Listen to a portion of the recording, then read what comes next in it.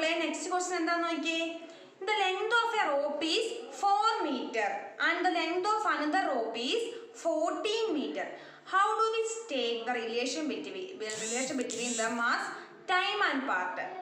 See, there are two ropes. രണ്ട് rope ഉണ്ട്. First one is 4 meter and another one is 14 meter. 14 ഒരു രണ്ട് rope ഉണ്ട്. രണ്ട് റോപ്പിൽ ആദ്യത്തേൻ്റെ നീളം എന്ന് പറയുന്നത് 4 ആണ്, രണ്ടാമത്തെ നീളം എന്ന് പറയുന്നത് എത്രയാണ്? 14 ആണ്. Then how do we state the relation between them, times and part? അങ്ങനെയാണ് മക്കളെ ഇതിനെ എങ്ങനെ നമ്മൾ ഇതിൻ്റെ എത്ര ഭാഗമാണ്, ഇതിൻ്റെ എത്ര പാർട്ടാണ് നമ്മൾ എങ്ങനെ കണ്ടുപിടിക്കും? ഇതിൻ്റെ എത്ര മടങ്ങാണ്, ഇതിൻ്റെ എത്ര ഭാഗമാണ്, അതാണ് ചോദ്യം. നമുക്കറിയാം ഈ 4 എന്നുള്ള നമ്പറിൻ്റെ എത്ര ടൈംസ് ആണ് 14 വരുന്നത്? 4 എന്നുള്ള നമ്പറിൻ്റെ എത്ര ടൈം ടെക്സ്റ്റ് ബുക്കിൽ കുറേ വലിച്ചു വാരി എക്സ്പ്ലെയിൻ ചെയ്തിട്ടുണ്ട്. നമുക്ക് അതൊന്നും വേണ്ട, നമ്മൾ പെട്ടെന്ന് എങ്ങനെ പെട്ടെന്ന് ചെയ്യാന്നുള്ളത് നമ്മൾ നോക്കുന്നത് കേട്ടോ. ഈസി വേയിൽ എങ്ങനെ പെട്ടെന്ന് ചെയ്യാമെന്ന്. അപ്പോൾ നമ്മൾ കാര്യങ്ങൾ മനസ്സിലായാൽ മതി, ആ ഓൾ സ്റ്റെപ്സ് നമ്മൾ ഫോളോ ചെയ്യണ്ട. അപ്പോൾ നിങ്ങൾക്ക് ടെസ്റ്റ് നോക്കാം, പക്ഷെ ഉത്തരം നമുക്ക് ഏത് രീതി വേണമെങ്കിലും കണ്ടുപിടിക്കാം. അപ്പോൾ നമുക്ക് ഇവിടെ 4 മീറ്ററും ഇവിടെ 14 മീറ്ററുമാണ്. അപ്പോൾ ഈ 4ൻ്റെ എത്ര ടൈംസ് ആണ് 14 എന്ന്? അപ്പോൾ നമ്മൾ എന്ത് ചെയ്യാം? ഒരു ടൈംസ് എന്ന് പറയുമ്പോൾ എന്താണ്? 1 times 4. 1 times 4 എന്ന് പറയുമ്പോൾ 1 4 ഈസ് ഈക്വൽ ടു എത്രയാണ്? 4 ആണ്. ഈ 4ൻ്റെ ഒരു ടൈംസ് എന്ന് പറയുന്നത് 4 തന്നെ. ഇനി 4ൻ്റെ 2 ടൈംസ് 2 into 4 എന്ന് പറയുന്നത് എത്രയാണ്? 8 ആണ്. പിന്നെ 3 into 4 എത്രയാണ്? 12 ആണ്. നെക്സ്റ്റ് 4 into 4 എന്ന് പറയുന്നത് എന്താണ്? 16 ആണ് മക്കളെ. 4 into 4 1 4s are 4, 2 4s are 8, 3 4s are 12, 4 4s are 6. നമുക്കിവിടെ എത്രയുണ്ട്?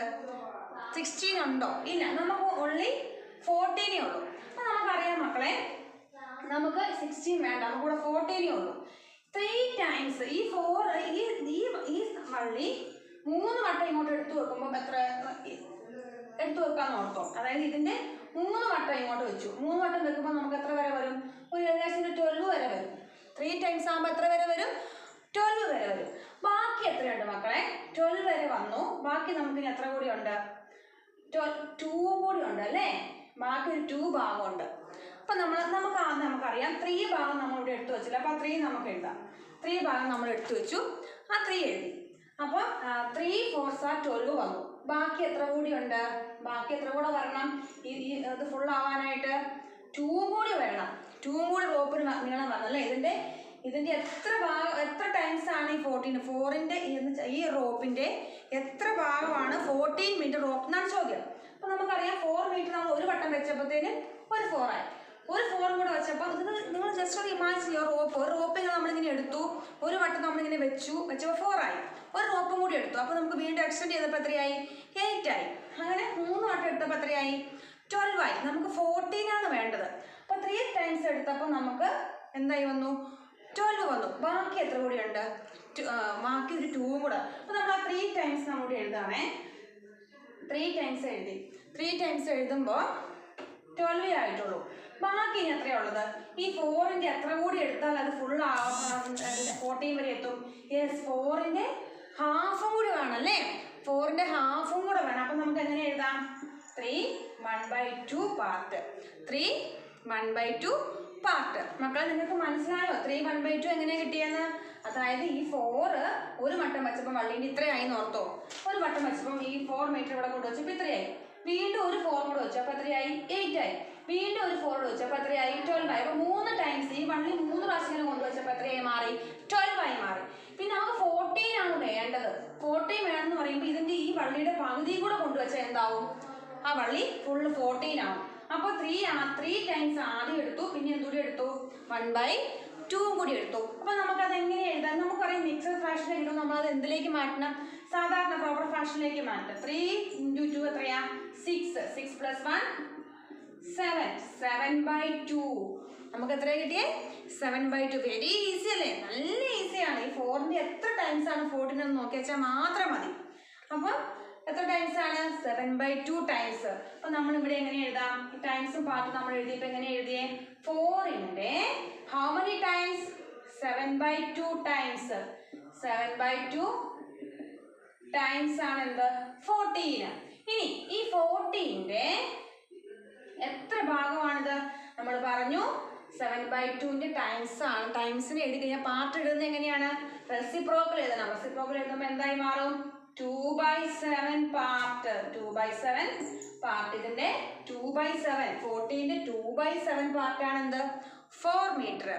ഓക്കെ ആയോ മക്കളെ? For better understanding I will explain once more. See 7/2 times of 4. 4ന്റെ 7/2 ടൈംസ് ആണ് എന്ത്? 14.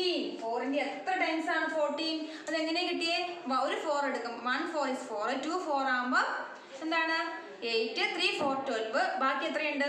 14 ആവേണ്ട ഒരു 2 കൂടി ഉണ്ട്. ആ 2 എന്ന് പറയുന്നത് എന്താണ്? ഈ 4ന്റെ ഹാഫ് ആണ്. അപ്പൊ 3 ടൈംസ് നമ്മൾ എടുത്തു. അതിന്റെ കൂടെ നമ്മൾ 3 ടൈംസ് എടുത്തു. അതിന്റെ കൂടെ ഈ 4ന്റെ ഒരു ഹാഫും കൂടി എടുത്തപ്പോൾ നമുക്ക് എന്ത് കിട്ടി? 14 കിട്ടി. അതിന് 3 into 1/2 എന്ന് പറയുന്നതാണ് എന്ത്? Mixed fraction. ഇതിലേക്ക് മാറ്റിയപ്പോൾ 7/2 കിട്ടി. അങ്ങനെ 4ന്റെ 7/2 ടൈംസ് ആണ് എന്ത്? 14. 7/2 times of 4 is equal to 40. See next 14.